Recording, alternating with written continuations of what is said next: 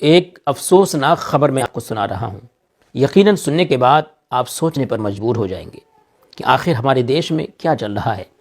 کل کی خبر ہے، ایک مدرسہ جامعہ عربیہ دارالعلوم مدرسے سے طالب علم نکلنے کے بعد سامنے سے ایک شخص آئے اور انہوں نے ایک ڈبہ دیا، کہا بیٹا یہ ڈبہ لو، اس میں حلوہ میں آپ کے لیے لے کر آیا ہوں، مدرسے میں جا کر کھا لینا۔ وہ طالب علم مدرسے میں گیا اور سیدھا استاد کے پاس پیش کر دیا۔ اچھا، کچھ طلبہ کی عادت ہوتی ہے جب ان کو کوئی چیز ملتی ہے، کچھ نیاز ملتی ہے تو خود نہیں کھاتے ہیں، پہلے اپنے استاد کو پیش کرتے ہیں، اور یہ اچھی بات بھی ہے۔ لیکن یہاں کیا ہوا وہ سنیں آپ۔ وہ جب حلوہ لے کر مدرسے پہنچا، استاد کو پیش کیا، استاد سے کہا کہ یہ مجھے ایک شخص نے حلوہ دیا ہے، تو انہوں نے پوچھا کس نے، تو کہا میں ان کے نام سے نہیں جانتا ہوں، نہ ان کی فیس سے جانتا ہوں۔ استاد صاحب نے اس بچے کو بھی بٹھالا اور جو مدرسے کے باورچی تھے مختار احمد صاحب، ان کو بٹھالا۔ ان تینوں نے اس حلوے کو کھایا۔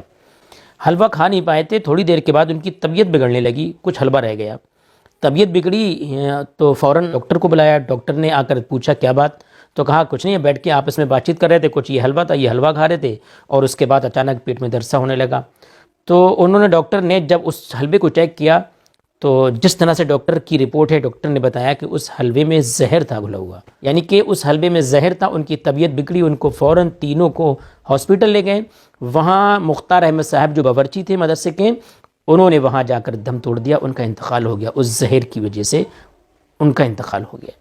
میں دعا کرتا ہوں کہ باورچی مختار احمد صاحب کو اللہ جنت الفردوس میں اعلیٰ مقام عطا فرمائے، اور ان کے بچوں کو صبر جمیل اور عذر جزیل کی توفیق عطا فرمائے۔